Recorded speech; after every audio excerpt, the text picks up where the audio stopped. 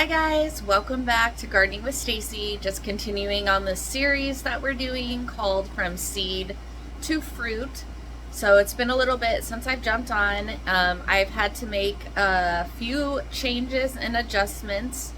So what happened was, I started all my seeds on July 1st, and we just had a lot going on that week. Where I live, we happen to have snakes. So on July 4th, my little dog actually got bit by a rattlesnake. Took me out of really paying attention to the seeds that we started for about, just the way I like to, pay attention to them and all of that. And I know I did some videos, but like they were later in the day, they weren't in the morning like I normally look at the seeds.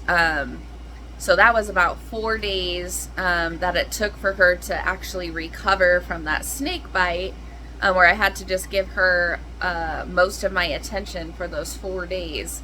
So when I got back to my seeds, I noticed that my heat mats were super, super hot. And I know in those videos I had showed you that one window that I said we need to pay attention to this because there's a lot of heat coming through here. So that window totally heated up my heat mats to a heat level that I didn't want my seed trays on. And I believe between that and the humidity domes and just in general, we were going through high temperatures of 113, 114. Between all of that, I would say my seeds got burnt.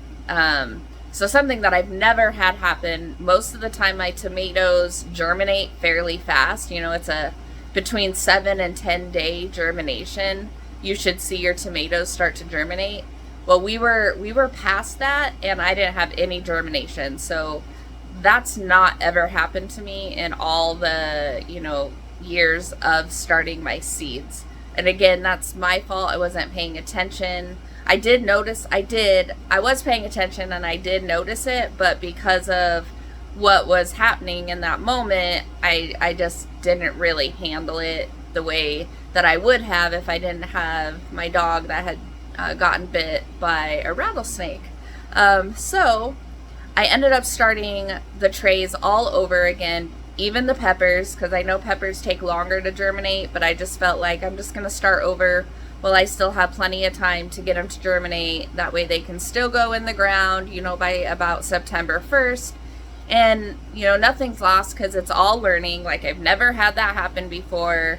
So again, it's just learning. It's being able to pivot, catch something before it's too late, so I don't have to go to a nursery and buy all my plants. I still get to grow them here in my house. So anyway, I'm going to pause this for a second and get the camera flipped around.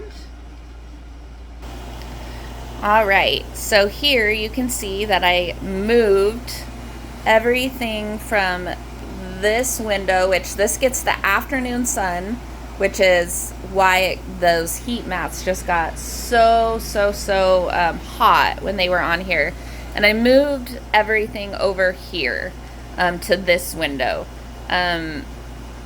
This still gets a lot of sunlight, but it's not getting the direct heat from that sun. My heat mats are, they're warm, but they aren't burning hot. So one thing that I noticed when my heat mats were over here by this window, and this is going to be like my west facing window, the heat mats that I had, they were like scorching hot, like so hot I could barely touch them. Definitely not good. Also with the humidity domes in, the seed trays just weren't drying out the way that I was explaining to you. Like, we have to let them dry out. We don't want to keep them like overly watered. So there was just a lot of things going on. So I guess we can use those first videos kind of as a way to say, hey, these are things to pay attention to. Again, we all have life things happen and we just do our best. So, lesson learned, we're constantly growing and learning, and I've never had that happen to me before. So this is definitely something that made me like aware of, okay, what is happening? What's going on? Why haven't my tomatoes germinated yet? I wasn't too worried about the peppers. I knew those took longer, but definitely was a little worried about why my tomatoes were not germinating. So I'm going to go ahead and take these domes off so we can see. As you can see, I have these domes on. They were on all night. You can see the moisture level in there. I want to give you a good view of that, so then we can, when we take a look at the soil in here, you can get a good idea. All right, so we got the domes taken off, the humidity domes. I just kind of set them over there. They're gonna kind of dry out. So I'm gonna come over here and we're gonna see what's going on. Again, this is going to be about 3.5 days after I replanted all of these seeds. So we are gonna come in here and we're gonna look like, okay, so I have my lettuce germinating. Yay, I got my kale. I got some flowers, my cosmos. I got my Swiss chard. I got my arugula. It looks like I might have some more flowers germinating there. And then now we're gonna come over to, these are all my tomato seeds. All right, I got Roma. I got a couple Roma sprouting. You can see those real little right there. You can see I replanted all of these. Go right here. Oh, got one right there. And go into this one. We have some germinating right there. I got my 42 days. These two are my jollies. And then we come down here and I got my tomatillos germinating. And I got a bunch. I got my sun golds and some more Romas germinating right there. And now we will look at, these are all of the peppers. And again, peppers take longer, so I'm not gonna be surprised if we don't have anything. It's only, like I said, been 3.5 days since I've replanted, but you can see how just keeping those domes on, the soil looks really good right now. They're not overly soaked. They're not super dry. They are actually just, a lot. They look exactly how I want them to right now at this point. So what I ended up doing is switching around. This is something else that I've done before,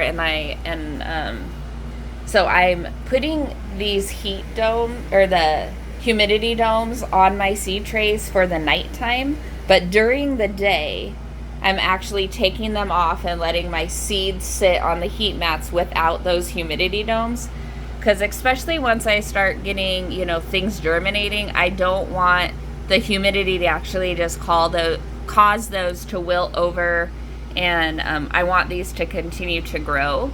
The other thing that I need to, especially this one, because this is like a larger seed tray, once we get a few more germinations happening here, I'm gonna get this off of the heat mat. So as soon as we start having germination, your seeds germinating, we want to remove them from the heat mat. That's really important. So like if we were to look at this is a 6-pack. This one's really close to me going ahead and taking that off of that heat mat. So, and then the other thing that I'm gonna do this morning is I'm gonna pour the water on the bottom and let it soak, and then come back in about an hour. I'm gonna make sure all the water's soaked up, and if it's not soaked up in about an hour to an hour and a half, I'll go ahead and get all of the water out, but that will be like a sufficient amount of water that is needed right now for my seed germination. So I'm going to go ahead and get the water, and then we will water these seeds. We will water these trays so that way I will be good for the rest of the day. Alright, so we can see that I left an opening, so I'm just going to go ahead and take my water. I'm going to go ahead and pour it in. Let's see, let's make sure. So I want to just make sure I'm checking, both sides, make sure that the water, the water's getting evenly, spread out. So in a case like that, we can see it's not getting onto this side, so pour some over here.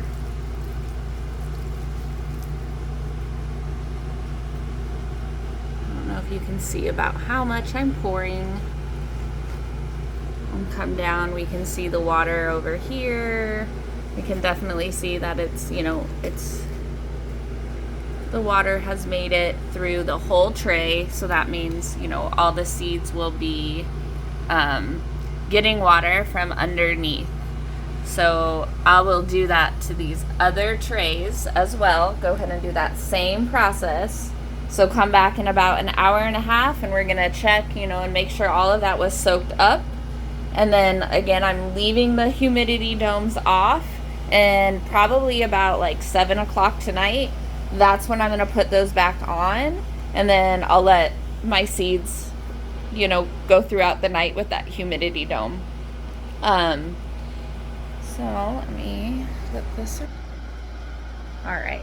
So that is where I'm at right now with all of my seeds. Again, like, I don't look at this as a failure. I've never, it was just learning to pivot and adjust. And I love how, there's just not like one size fits all with anything that has to do with gardening. We're always constantly learning. I feel like we are always having to be like, there could be a new pest that you've never had in the garden, and it's like learning how to get through that. But it just can relate so much to our lives. Like, we just never have it all figured out, but we just keep moving forward and using it as opportunities to learn and grow. And that's just how, God really teaches me, which is why I just love the garden. And that's like one of those things, like, he's used that in me so much to grow me, to grow, just aspects even of my life through all of this. So I'm not looking at this as, like a failure. I've learned a lot. Like, I was not even, I didn't even know that like those heat mats could get that hot. I've never had that happen before. So I did learn a lesson that in July, that will not be the window that I want to start my seeds on. And I've done that before through the years. So, it's like, but this year, it must be a lot more, like, the heat must have been more intense than last year. So it's not a one size fits all. I don't know where you have your seeds. So just pay attention, and learn from it. And if you have to pivot, if you have to make some adjustments, if you need to restart, that's okay. Just restart. You have time. We live in Arizona. The majority of the year, everything, we can grow year round out here. So don't be discouraged if, it didn't work out exactly the way you want. Just learn from that, and again, make the adjustments that you feel like you need. I'd love to hear if anyone else has had any, I guess I would call it, like epic failures on things, and what you've learned and how you pivoted, how you adjusted, what it was showing you or taught you. Those are things that I value a lot through anything I go through in life, especially gardening, but all things in life. It's like, what did I learn from that? How did I grow from that? So I would love to hear any stories that maybe you guys have on those. It doesn't have to be tomatoes or peppers. It can be a broccoli plant or you know, just even whatever it is that you love to grow, you know, things that you figured out over the years that, you know, maybe I just don't know. I haven't grown that before. The little tips and tricks. So anyway, I hope you guys have a great day, and I will continue to jump on here with this series so that way we can continue to see what is happening in these seed trays. I hope you have a great day, and we'll see you soon.